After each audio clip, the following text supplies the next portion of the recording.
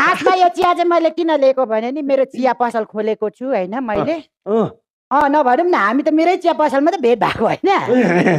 अनि चिया पसल खोलेको छु अध्यक्ष अब काम गरेर खान त लाज भएन नि होइन किन लाज काम सानो होस् या ठुलो होस् मान्छेले कामै नगरी खान त लाज भएको छैन त्यो त हो भन्नै परेको छैन अध्यक्षको नाम लिएर कुर्सीमा मैले फेरि अध्यक्षलाई भने होइन मैले त हाम्रा नेताहरूलाई भने तपाईँलाई भन्ने हो ल हेर अब के अनि मैले चाहिँ चिया पसल खोलेको छु लकडाउनले गर्दा हाम्रो चिया पसलमा आउन नि छोड्नु भयो चिया चिनी कस्तो लाग्यो एकदम ठिक अहिले त्यो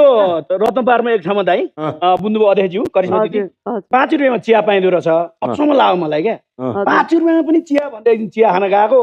कसरी रहेछ 5 रुपियाँ भने त्यो सबैले छोडेको चिया हुन्छ नि त्यो जम्मा गरेर बेच्दो रहेछ क्या हजुर चिया त होइन नि हजुर रिजर्भ चिया क्या होइन बच्चा बचेको सबै जम्मा